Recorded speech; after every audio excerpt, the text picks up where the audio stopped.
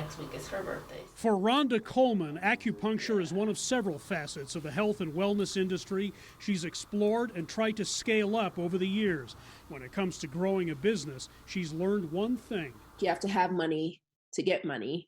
And if you don't have money, then you can't get any money. How's that? She's found business loans very hard to come by. Started my company. Brian Smith has had trouble expanding his 8-year-old Colorado cabling firm. I really hate to even look at it like that. You know, that is a race problem. It's a serious problem. A study by the investment bank Citigroup finds inequities between black and white Americans have cost this country a staggering $16 trillion over the past 20 years. $13 trillion of that was lost business revenue because black entrepreneurs couldn't access bank loans.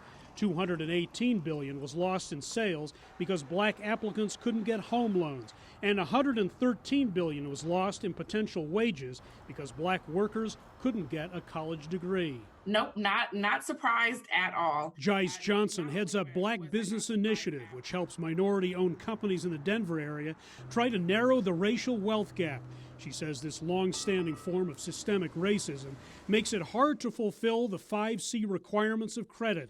Under-resourced schools, for example, make going to college more difficult. So now you don't have a degree, you have lower job wages, which means you will struggle to obtain those 5 Cs in order for you to obtain a home, which ties right back into where your children end up going to school. So they're very cyclical in nature. When it comes to raising capital, Smith says the challenge is often beneath the surface. White technicians he used to work with built a $100 million company, but when he applies for loans, he hears, "Oh, you're too small. Oh, you're a one-man shop. Oh, you're this, you're that." He thinks he has a higher bar to clear. You gotta have the education. You gotta have good credit. You gotta have a good reputation, plus 10 push-ups, right? What will it take to fix this? I really don't know that answer.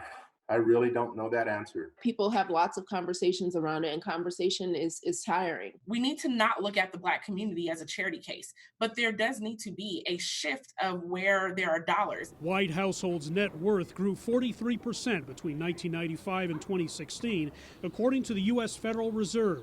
It remained flat for black families. It's a gigantic problem. And I think that it's going to take a multifaceted approach. Tough to tackle during a pandemic, Johnson says, but critical to making the American dream attainable for everyone.